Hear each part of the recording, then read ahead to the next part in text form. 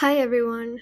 You're listening to the Southasia Review of Books podcast from Himal, Southasian, where we speak to celebrated authors and emerging literary voices from across South Asia. I'm your host, Shweta Srikanthan, coming to you from Colombo, and joining us today from Bangalore is Vishwambhari Parmar, the curator and translator of the Blaft Anthology of Gujarati pulp fiction. Before we dive in, I'd like to invite our listeners to check out Himal's Patreon program on our website, where you can pay just $5 a month to support our mission to give South Asian literature the spotlight it deserves. To make conversations like this possible, we need the support of our listeners like you. The term pulp comes from the cheap wood pulp paper on which stories considered lowbrow were printed on. Their content often reflected society's darker sides: crime, corruption, misogyny, and even problematic caricatures. And despite or because of their racier subject matter, pulp fiction was widely popular across South Asia. These stories also helped shape much of what we now consider canon in South Asian science fiction, noir, horror, and romance. Over time, paperbacks, comics, and higher quality magazines, however, largely replaced pulp publications, but the stories never stopped being written. The Blaft Anthology of Gujarati pulp fiction, curated and translated by Vishwambhari and edited by Rakesh Khanna, preserves this rich and often overlooked Gujarati literary world. From supernatural crime thrillers and folk horror to Mumbai underworld revenge fantasies, the anthology brings a taste of Gujarat's best-selling adventure, dark fantasy, and mysteries to a wider English-reading audience. Vishwambhari, welcome to the Southasia Review of Books podcast, and thank you so much for joining us to talk about this anthology. Hi, I'm really happy to be here. Even though Gujarati is spoken by millions, it often gets pushed aside in favor of Hindi or English in India. In your translator's note, you mentioned that even though you grew up in Gujarat, you might not have read Gujarati books if it hadn't been for your grandmother, who felt strongly about passing the language and its literature on to you. Could you share what that relationship with Gujarati looked like for you growing up? The books you read, the role your hometown played, and how those early encounters eventually fed into your work curating the Blaft Anthology. This thing that my grandma often repeats, which is that if you are getting an English education, it basically means that you're going to become a slave or a serviceman. And so she strongly believes that English is the colonizer's language, and you need to know your own language, be it Hindi or Gujarati or any of your other mother tongues, if you want to stay connected to your culture and to your nation. Yeah, she's also very, very patriotic. So she ensured that me and my brother growing up had access to the best of Gujarati literature, and that also includes children's literature. So my hometown, it's a very small place, and it didn't have a library or a bookstore. So most of the books that I read were from my grandma's collection. She has a huge library come archive. Like, she has these newspaper clippings from the 60s and 70s onwards. And she has all the books that her parents, her extended family had collected. So she has brought them back to our hometown.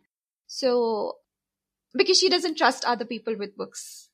And yeah, so my brother and I were reading books that she and her siblings had read while growing up, and a lot of these had a lot of translated fiction, like stories, folklore from Japan or from China, Russia, elsewhere. A lot of fairy tales that have been transplanted into the Indian context and tweaked to suit our contexts.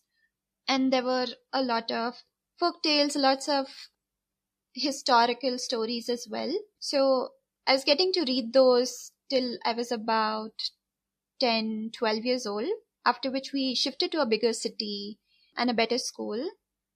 After which my connection with the language kind of got severed because I wasn't reading those books as religiously as I used to as a kid. Like, my grandma wasn't there to ensure that I did. Plus, the lure of English books was really strong, especially because there's nothing like a bridging genre like YA in Gujarati. So you're kind of just transitioning to more grown up adult literature. So my grandma had started giving me these mythological character sketches and historical fiction stuff with social commentary, and I started getting bored. Like, I don't think that was the age for me to start reading those kind of things. So I started getting bored, and then I found a lot of really cool English books. So I kind of just shifted, betrayed my language, so to speak. And I wasn't reading, I was reading maybe a couple of books a year when we go back to our hometown for my summer break. So I didn't start reading Gujarati books again till I started doing the internship with Blaft in 2021. And before that, I just read a few books that just kind of awakened me to the kind of things, the possibilities that exist in Gujarati literature, which I was blind to before this. And then I did the internship with Blaft, which is how I came to work on the book. And so while doing the internship, I researched a lot about Gujarati pulp fiction in particular. And like, came awake to the host of material that exists and which I'd never known about before. You noticed that much of Gujarati literary criticism focused on novels being good and by evoking these big ideals like truth, goodness, and sacrifice. But you rightly point out that a story doesn't have to be about these lofty ideals to be good. Nor is it necessarily lowbrow or trashy if a story is about a scandal, heist, or murder. So by the summer of 2020, you discovered a darker, more irreverent side of Gujarati literature. These were far removed from the novels you grew up with.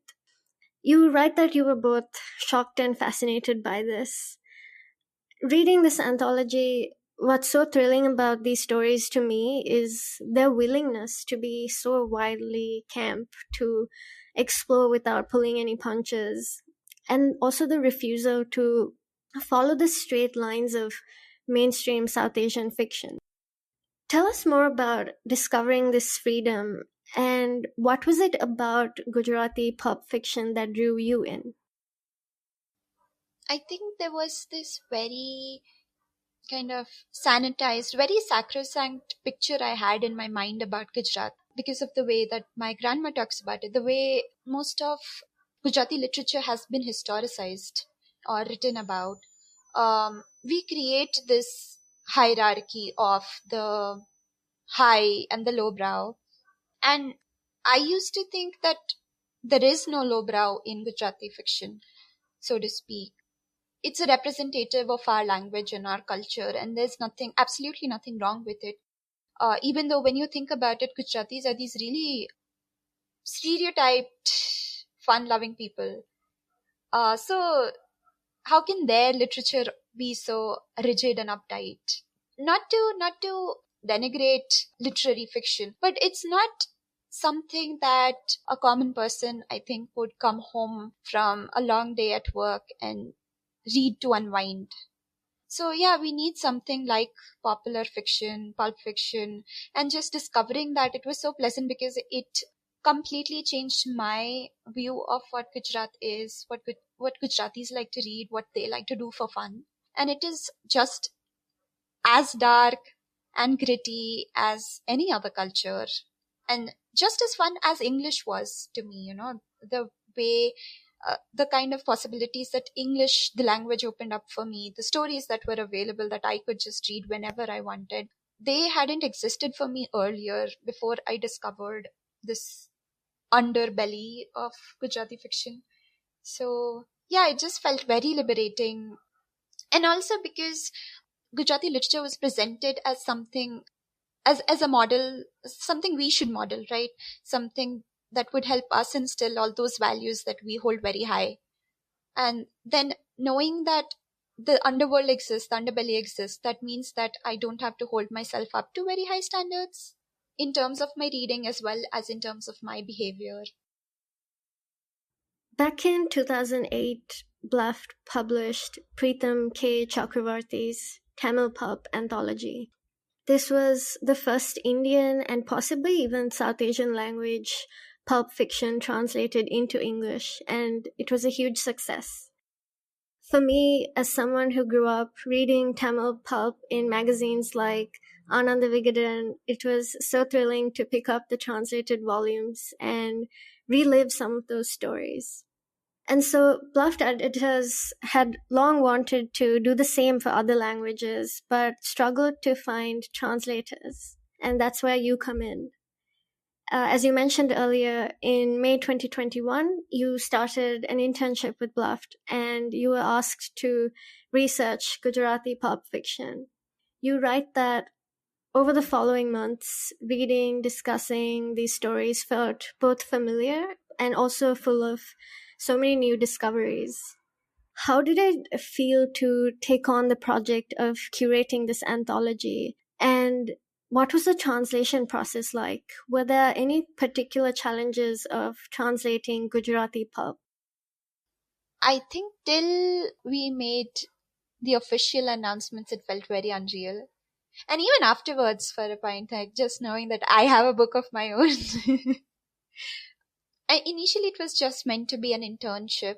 They were looking to expand to other languages. And so I was just compiling all the research about whether pulp fiction in Gujarati even exists, in what forms it exists, what kind of stories there are. So I was compiling summaries and cover images for them. And then they asked me to try my hand at translating a story, which I did, and they liked it. And then we decided we'll work on a book together. I think the research process was really fun because a lot of it was just reading. And to say that what I'm working on is just that I'm reading something, and something that is stories mostly, really good stories, in fact. So that was really fun. And the publishers and the authors were all really helpful. Like I could just call up a publisher and they would help me source the books or get in touch with the authors. And the authors were really accommodating because a lot of these books were not available in stores anymore. Some of them were out of print. Some were only available on obscure online shops. And it was difficult to source things from there. So if you just get in touch with the authors, they would really gladly send those copies to you. Yeah, so just being in touch with those authors, with those publishers, like making the kind of connections that we did, that was really fruitful and very satisfying.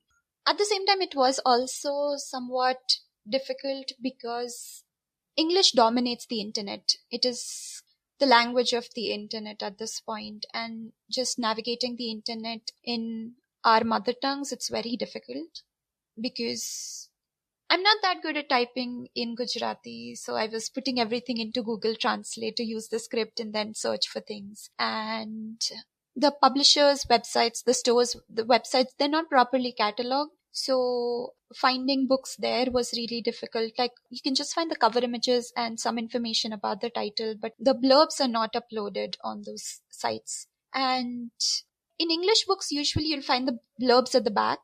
Sometimes they do that annoying thing where they'll have it on the book jackets. We shouldn't do that. But in Gujarati, the tradition is that the blurbs are combined with the author's introduction to the novel. So it's in the first few pages in the introductions, and those are not put up on the website. So it's very difficult to find out what the book is about from if you're just browsing online. And this was also during COVID, so I didn't have access to libraries or bookstores for the most part. So that got really frustrating, but I was really, really thankful to all the authors and the publishers who helped us finding those books. And I was able to find some stuff online on sites like Pratilipi, Matrubharti, and there's this really amazing literary magazine called Mamta, which is edited by Madhu Rai, who is this surrealist author. And they sometimes do these special editions of their magazines, which is like a horror special, a romance special. So those help me find the authors who are more popular today. The translation process too, it was like I was doing this for the first time. I'm not formally trained in it.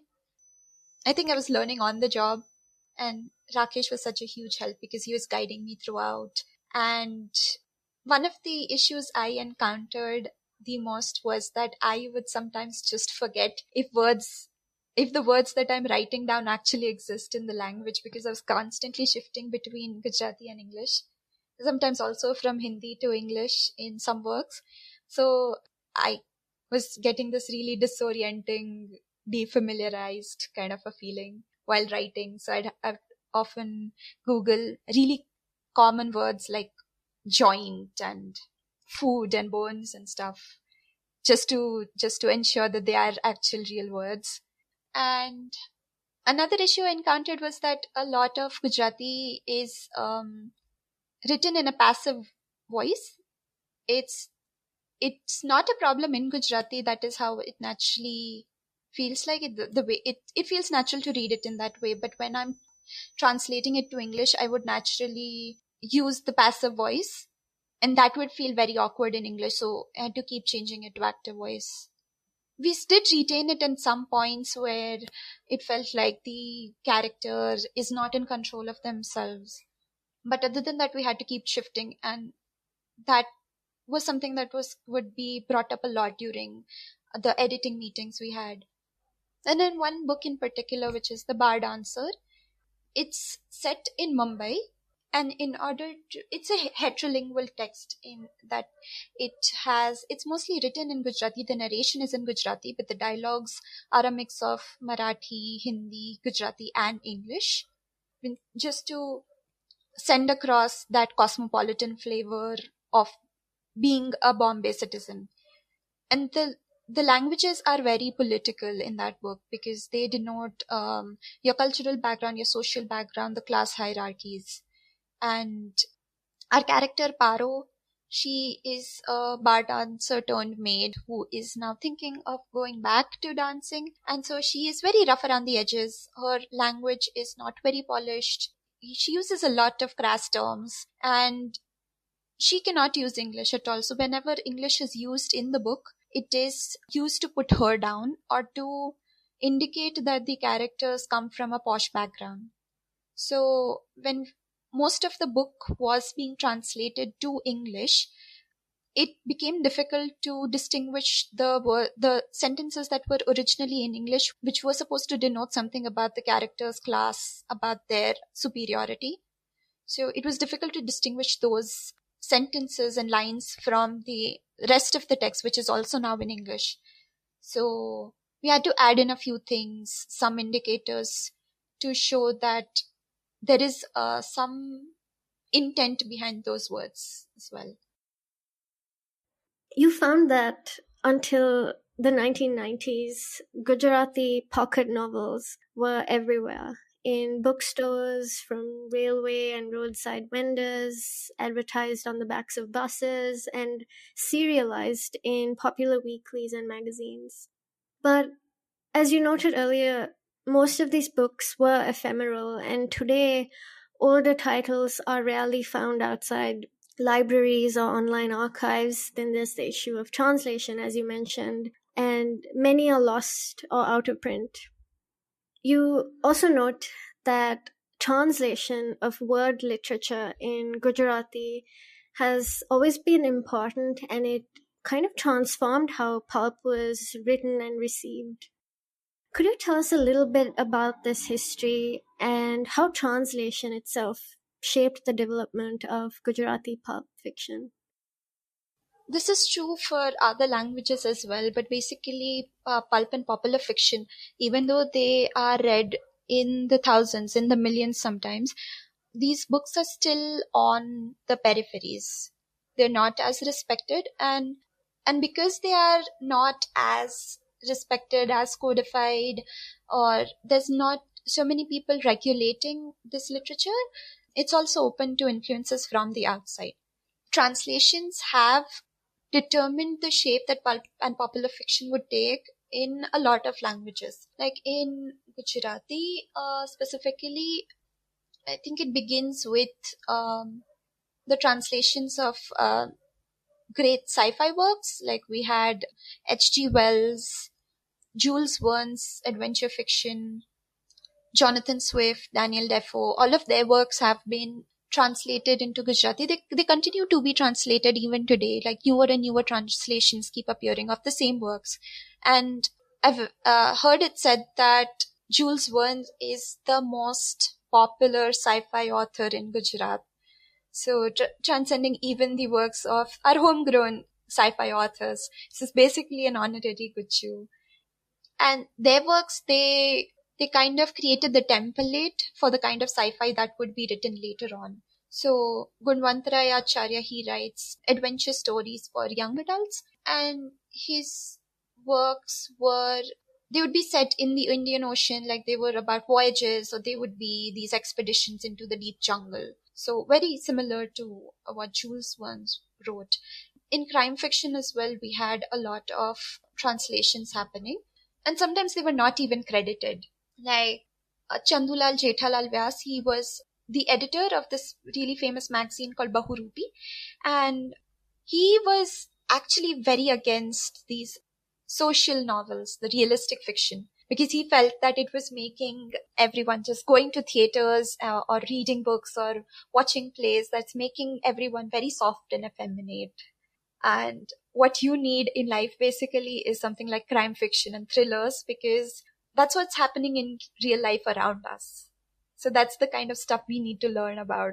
And he would transplant a lot of European crime fiction into Gujarati, just change the characters and the context a little bit, but the story would be the same. And he was not bashful about it. He actually claims that if the kind of crimes that happen in Europe are happening in India today, then it makes sense to have those kinds of novels being read in India as well. And if they already exist, then he's just making them more familiar to Indian audiences. And he set a lot of store by translation as well. So he never said that he was doing some easy task. Even though he was copying the stories, it was basically plagiarism, but he was really proud of his work. And on the other end of the spectrum, though, we have someone like Ashwini Bhatt. We couldn't include his work in this anthology, but he came into fame just translating the works of authors like James Hadley Chase, John Gardner, Alistair MacLean. So, and these books would be sold under the author's names, and his name wouldn't be as prominently written on those covers. And these books would sell like hotcakes. They would sell out the moment they were out in the world. And one day he reached a point where there were no more books for him to translate. But there was pressure from the publishers, and I mean, who doesn't want to make money, right? It's a really good business. So he decided to write his own story, but under the name of one of these authors. And that was a hit. And that's when he then later diversified into writing his own thrillers, his own social novels. And social novels was now used as a euphemism for these pulpy books. Gujarat has had periods of tension and communal violence over the past several decades. Yet you found that Gujarati pulp fiction was surprisingly integrated with writers and characters from varied backgrounds. Also, they were presented in different contexts. But you flagged that, of course, not everything is rosy. You could argue that pulp fiction's lens is inherently violent. We live in a violent world, and perhaps pulp is simply the most honest expression of that. And just as popular fiction can challenge power relations, it can also reinforce them. And so in curating these stories, you had to weed out works with offensive portrayals of disability or religious and ethnic identity. Even within the selected stories, some of the gender portrayals are a little bit problematic. While many of the stories do center women, In others, they are sometimes reduced to these typical roles of mothers and homemakers. And as you point out, they're even serving refreshments after surviving a kidnapping. And so you insightfully note that pulp is a mix of the inventive and the mundane, and the revolutionary and the conservative. Tell us more about this, and how did you navigate these complexities when selecting the stories? And what do you think it reveals about Gujarati society and its popular imagination? It was really ridiculous when I came, when I was first reading that scene. This girl has just survived a kidnapping, so they brought her back. And they spent about a minute or two asking how she was doing and all before they sent her to the kitchen to get snacks and tea for the guests who were in the house. And it was so ridiculous, but it was also so very telling, right? This is the kind of things we have normalized. And so it doesn't even stand out when it's in a book. And there must be so many things that we turn a blind eye to in our day-to-day lives, which get exposed, perhaps not even consciously, in our popular works. Like realistic fiction, literary fiction, they're all trying to make a point, right? The point might be just some literary inventiveness, some kind of an experiment, or it could be social commentary. But we want there to be a point. But with pulp fiction, there is no prerogative of that sort. It doesn't have any purpose beyond entertainment. So the kind of things that it can reveal are so poignant and sometimes even very subtle, like things that are normalized get depicted in portrayals of these kinds. So reading pulp fiction can be very telling about the society that we live in. Like the aforementioned Ashwini Bhatt's novels, they always have a woman in the title. Like you have, I think, Lajja Sanyal, Nirja Bhargav. Most of these titles are the names of the women's, the protagonists of those tales. But sometimes they are sidelined even in their own stories. So they might be objectified, sexualized, and maybe there are the male characters who are playing a more prominent role in their own stories, in these women's stories. So that tells you how we treat women. In this other story, in the anthology, The Unearthly Gleam, I'm not sure how much it comes across in Gujarati, but there's this female ghost who's fighting a male ghost who was her husband, who the person who had killed her actually.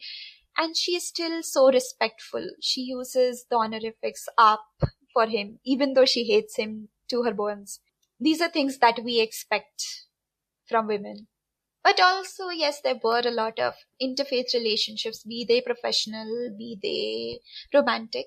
These had existed, and considering how much of a history of communal strife there is in the country, it gives you a sense of the kind of hope that these authors also carry, that they are also trying to create a world, even if it's just fictional, they're trying to create a world that is a little more egalitarian, a little more hopeful. And in some ways, it can also be subversive. Like pulp fiction itself, I feel, is subversive, not in that it's trying to make some kind of a comment or that it's trying to fulfill a purpose of some sort. But I think entertainment itself is radical, I think, in today's world, especially because everyone who's just so obsessed with productivity, with there being a purpose to everything that you're doing, you need to monetize everything, even your own hobbies, right? And then there are all these apps and AI that is distilling the information from books into these readily consumable pointers. And in a world like that, for something like pulp fiction to exist, for mere entertainment to exist, I feel that is very radical, very subversive. It doesn't tell us much about the society, sure, but I'm so glad that it's a resilient genre. Like it's changed a lot and it's also gone into a decline, but the fact that it's still there and that there are people who want to read and people who want it translated, I feel it gives me hope. Growing up, you mentioned that your family didn't really own any Gujarati pulp fiction books. And most accounts of Gujarati literature overlook these pulp popular bestsellers. Of course, the trashiest stuff will never get mentioned. And so at first, you nearly thought that Gujarati was a pulp fiction desert. But your research and work with Blaft led you to writers like the renowned folks of the genre, like H.N. Golibar. You discovered that the well known Gujarati literary figure Varsha Adalja had written some earlier pulp novels full of crime and suspense before her career veered towards more serious writing. Golibar, for instance, also drew plots from his real life paranormal reports with ghosts, demons, jinns vividly illustrated on his covers. And you also note how some readers recall tearing these books apart for the covers, to take the covers, just to keep a piece of them. Could you tell us more about these remarkable authors and what makes their work so compelling even today? So H.N. Golibar calls himself Atom Golibar, and his wife is Fatakdi Auntie. And he's like a pulp fiction giant. He passed away earlier this year, and it's such a huge loss to the pulp fiction world because he had his own publication house, and he had inherited this magazine called Chakram from his father, which started it in 1949, I think. And it was this humor magazine, the kind of full of the really sleazy stuff that you can't bring home.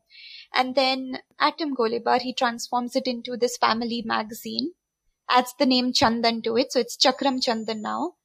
And it's like a full thali where you have something for everyone in the family. So there were mathematical quizzes, a science column, a beauty section, something for the women that was written by Fatakri Auntie. There were the original jokes and things. There were comics and activities for the kids. So there was something for everyone in there. And he would also publish his own stories in the magazine. His novels got serialized in the magazine. These stories would be tested against audience feedback. So if an issue sold really well, that meant that the story, which was the highlight of the magazine, the story was doing really well. But if the sales started going down, that meant that the story wasn't as popular, and then it would be prematurely wound up. And then all the best-selling stories, they would get compiled into a book and then published. And so yeah, if you find a reader who enjoys Gujarati pulp, there's no way that they haven't heard of H.N. Golibar and his magazine and his novels. We had people like Varsha Dalja, yes, who started with pulp fiction before they veered towards more literary works. So she's someone who has won the Sahitya Academy Award, but she still enjoys reading this kind of stuff. She really enjoys, she used to enjoy Agatha Christie, James Hadley Chase. She liked reading them, and then she wanted to write like them. And she's also done work in Femina. She's worked on beauty columns as well. We also have someone like Ekta Doshi right now, who has done great stuff in the pulp fiction world. And now she's writing more serious stuff. But these authors, they didn't make that kind of a distinction. So even though they are writing more serious work, they don't think of it as more highbrow than the work they did in the past. They do attribute how their rise to fame was because of these works, and they still they don't claim to not enjoy these works anymore. So that's something. And we also have some authors about whom we know nothing more than their names. Someone like Kalidas Chadav or Narad. We don't even know their last names. It's probably a pseudonym. So these people, they never became as famous, but their stories still survive today because they were anthologized by someone else. It's kind of poetic that these stories should still survive, and that these authors, they and these like people like Kalidas Yadav or Narad, they were people who were some of the earliest science fiction writers, and you can see hints of the sci-fi that they like to read, and so beautiful that they enjoyed reading something so much that they wanted to create something like that for their own language instead of in English. And so they decided to write in Gujarati, and even though we know nothing more about them, their stories still survive. So at least there's that. There are so many important voices and subgenres in Gujarati pulp fiction that it would have been such an impossible task to fit all of them in a single volume or anthology. And you give a nod to more of these names, like Harikisan Mehta, who was one of the first writers to gain fame through serializations, and he naturally moved from his previous work of sensational news stories to thrillers and paranormal fiction. And earlier you also mentioned Ashwini Bath, who began translating popular Western literature and then started writing original novels. Could you tell us a little bit more about these hidden gems of Gujarati pulp fiction? And if you were to curate a second volume, which authors or themes would you be most excited to include? Harkishan Mehta he's not really a hidden gem. It's just that his works were so long that it would have been impossible to include them in the anthology. He was affiliated with Chitralekha, and he was working as a crime correspondent, I think. And so they used to sensationalize these stories. And so I think it was pretty natural that his first story, the first novel, was a fictionalized account of a Punjabi dacoit. And it became so popular that the story was just extended beyond the real life plot. And then it turned into a novel of sorts. And he kept doing that. His stories were all about industrialists, about godmen, about these dacoits. A lot of them were about dacoits. And these were the kinds of things that people really enjoyed reading in a sensationalized format, even as we enjoy true crime today. So that was the entertainment, the cheap thrills back then. So he found that gap in the market and he exploited it really well. There's Kanu Bhagdev as well, who I haven't talked about as much, I think, today. But he's also one of the greatest crime writers in Gujarat. He's got more than 50 novels to his name. And they have really wacky covers, just like Golibars. Really fun to look at those covers. And he was also inspired by the true case files of Mumbai crimes.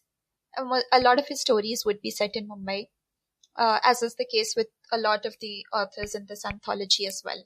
So I think if there were to be another anthology, I think we focused on novellas quite a bit in this one. I think I'd like to focus on short stories, which are difficult to find. I think it would take a lot more research, but I really want to find more short stories in Gujarati and works by more female authors. Beyond Vibhavari Verma, Ekta Doshi and Varsha Adalaja, I was not able to find a lot of female authors who were active in the pulpy spaces. I like to believe that they do exist. I personally believe that Narad is a woman. And since we don't know anything about them, I will hold on to that belief. But I would like more confirmed women authors. And I'd like to read their work and like to see what they have to write about, what they have to say about the world we live in today. And I'm really into fantasy. So yeah, more fantasy. I think more works by Vibhavari Verma, yes, obviously. Like her works are so zany, it's so fun to read them. More sci-fi as well. The works by authors like Golibar and Varma though often dismissed as sensationalist, have been so popular, partly because of the serialization in periodicals and newspapers. But today, pulp fiction is more decentralized. Many authors are publishing online, on blogs, or platforms like Bharati, partly because traditional newspapers and magazines are losing readers. You note that writers like Varma have adapted, using simplified prose with slang and phrases from other languages, creating a almost new age Gujarati hybrid. How would you describe the state of Gujarati pulp fiction today? Is it thriving, adapting, or slowly fading away? Or is there hope with anthologies like Blaft's coming out? I would certainly say there's hope. I feel that even though initially when I started working on the project and I talked to people about it, I would get these questioning looks. Even in libraries or bookstores, they didn't really know about some of these authors. And we don't have a really strong reading culture in Gujarat, which is very sad. There you mostly find English works, and then you find some English books in Gujarati translation, and then you find the literary works, and then maybe you might chance on one corner that has some pulp fiction, but even that was very difficult. So going in, it was kind of disheartening. But just knowing that there's such a rich history that exists and that there are people who still want to write it and people who still want to read it in whatever form that is accessible to them now. There are people like Parma who are adapting through the form. So they are using a more casual language, which is full of slangs, which the Gujaratis of today would be able to understand. Like, we don't speak in pure Gujarati anymore, right? We use a lot of Hindi, a lot of English, we use a lot of slang. And her stories are for that kind of an audience who probably might not be able to read classical works, but they do use Gujarati in conversational. So that conversational Gujarati, when it's used to tell the story, it feels a lot more authentic than some of the literary works that I've read, which try to use some of the vernacular interspersed with the English. That is one way in which authors are trying to survive. Others are trying to digitize their works through platforms like Bharati. So people like Kanu Bhagdev, H.N. Golibar, their stories are being digitized by their heirs, by their relatives, even by the fans. So they would be available to us for a small fee, even if they go out of print. Yet others are publishing their own works online. It's kind of like it might exist in a zone that is parallel to fanfics. So they might not get ultra popular, but they would still exist and there would still be a fan base for them. And these platforms allow for comments and for conversations to happen.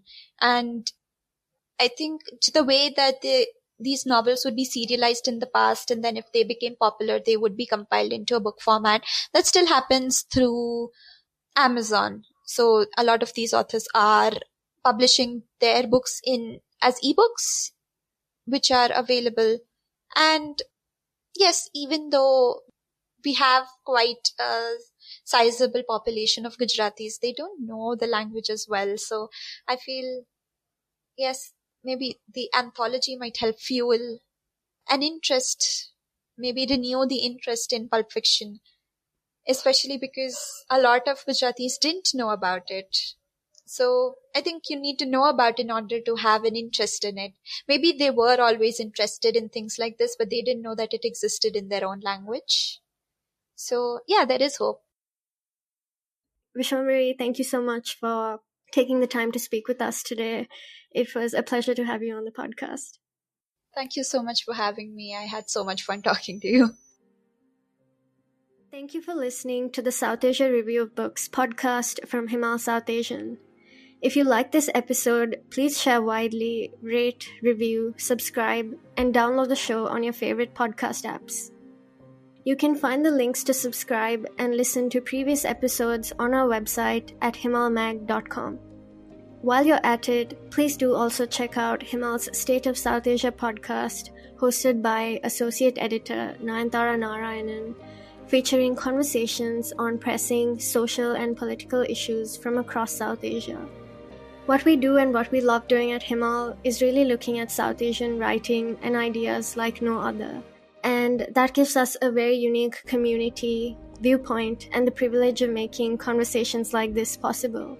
So if you'd like to support our work, please do become a paying Himal patron for just $5 a month.